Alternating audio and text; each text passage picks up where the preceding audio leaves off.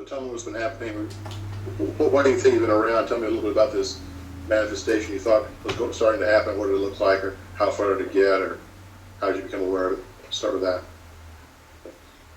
Okay, well, where I saw the manifestation was there's the first set of stairs, 3 steps up, and then it turns to a sharp right angle and goes up that way.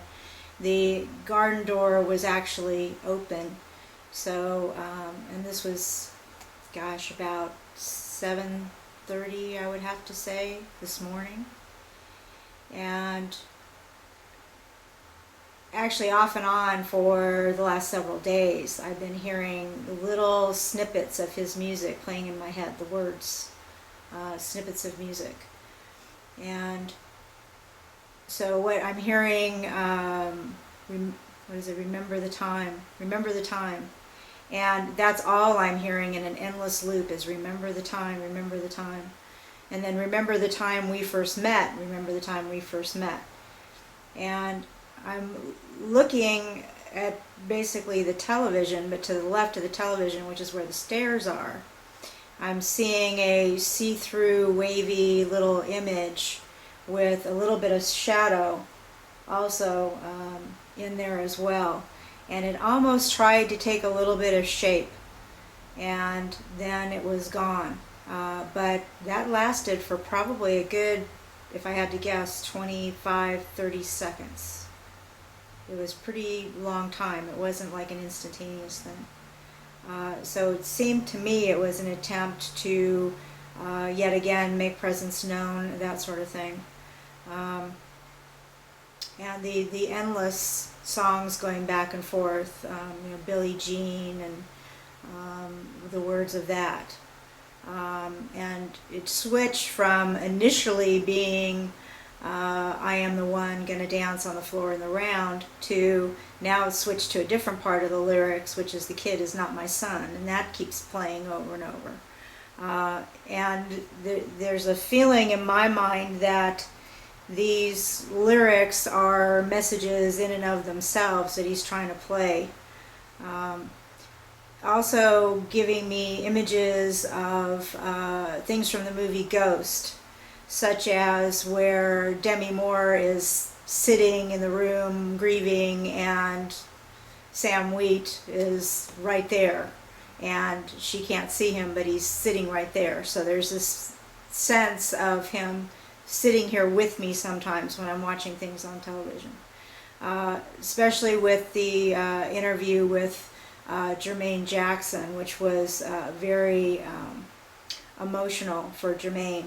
And he was at Neverland Ranch, and it brought up a lot of emotion around me, and a wanting to reach out to Jermaine and not actually able to do so. Because Jermaine was reaching out basically to Michael, was the feeling there.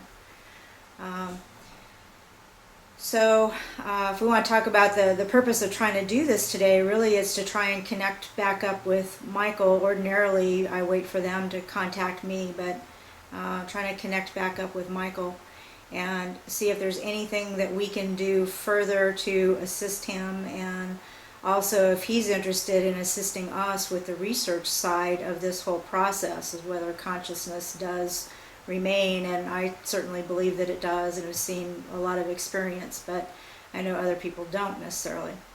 So I was hoping that he might actually be willing to help us too, since that seemed to be a part of his personality, best I can tell, was a very caring kind of person, and very, very sensitive. And I do understand having those kinds of sensitivities and the effect that it has on you. So I feel a certain bond with him on that level of feeling things on a very deep way.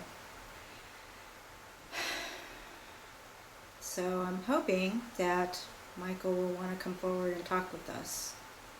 And I'm also hoping that my guidance will allow this to happen. I'm certainly open and ready and willing and able to accept communication anytime that Michael is ready.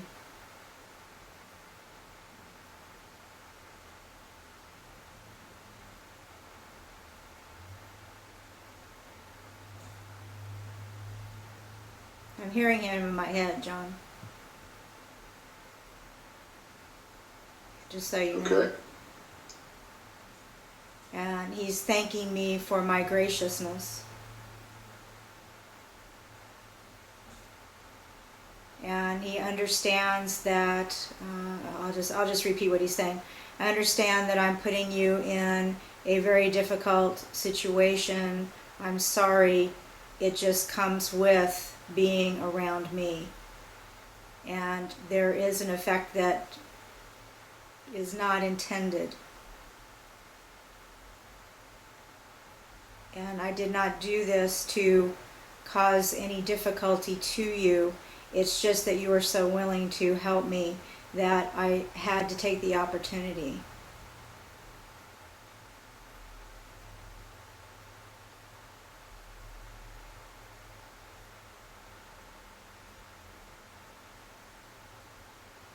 This is a very difficult time for me. I don't quite know what to do. There is so much going on and so many people talking about me all at one time that it even supersedes what happened in my lifetime. It is quite overwhelming. I am trying to focus on what needs to happen next and how to best protect my family, and I don't have any idea what I need to do.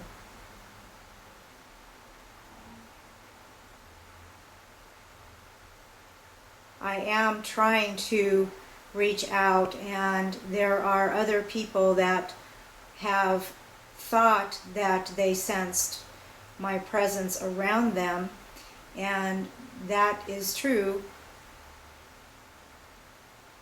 but not in a way where I can make things change or make things different than what they currently are.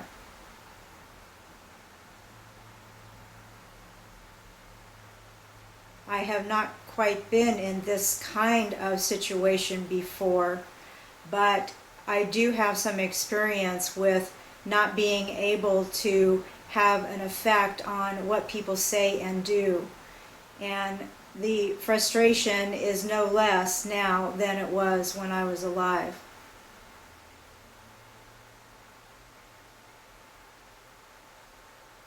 I do have some information that I learned in talking with other people about what the death process is supposed to be like, but my experience was not quite what I had thought it might be, and certainly not in the timing that I had thought.